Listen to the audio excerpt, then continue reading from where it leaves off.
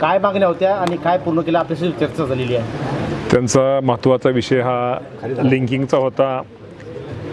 अनेक कंपन्या त्यांना युरिया घेताना किंवा अनुदानित खतं ज्यावेळेस घेताना त्यांना निश्चित प्रकारे त्यांना लिंकिंग इतर खताचं जास्त प्रमाणामध्ये त्याच्यावर सक्ती करत होत्या.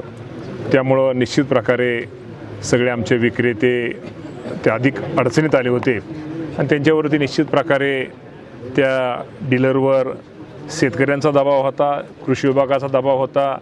त्यांच्यावरती त्यांना काही गोष्टीला सामोरं जावं लागलं.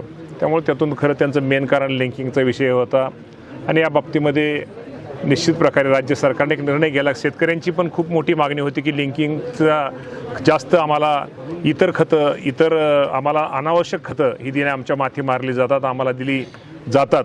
या बाबतीमध्ये निश्चित प्रकारे राज्याचे मुख्यमंत्री, दोन्ही उपमुख्यमंत्री यांच्याशी चर्चा करून की या बाबतीमध्ये उत्तर प्रदेशच्या धर्तीवरती जे आपले खत विक्रेते, खत दुकानदार आहेत, इथून पुढे त्यांनी फक्त ज्यांना ते अनुदानित खतेच फक्त त्यांनी त्यांच्या दुकानामध्ये ठेवावेत, दुसरी खते त्यांनी तिथं ठेवू नयेत, असा तो निर्णय झाला. त्यामुळे लिंकिंग महत्त्वाचा जो विषय होता त्या बाबतीमध्ये तो निर्णय आम्ही घेतलेला आहे आणि त्यांनी तो मान्य केलेला आहे. आणि आजपासून दुकानं पण तुम्हाला माहिती आहे की सगळी राज्यातली सुरू झालेली आहेत. त्यांच्या अजून दुसऱ्या काय हाताळताना पॉश मशीनचं असेल किंवा बाकीच्या गोष्टीमध्ये बाकीच्या अनेक त्यांच्या त्या अडचणी होत्या, त्या बाबतीमध्ये सुद्धा आम्ही चर्चा केली आणि निश्चित प्रकारे त्यांना त्रास होणार नाही.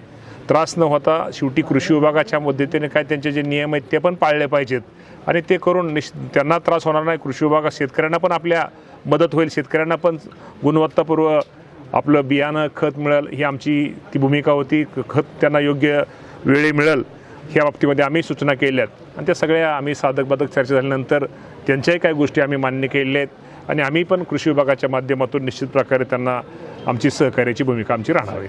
अल निनोचा धोका समोर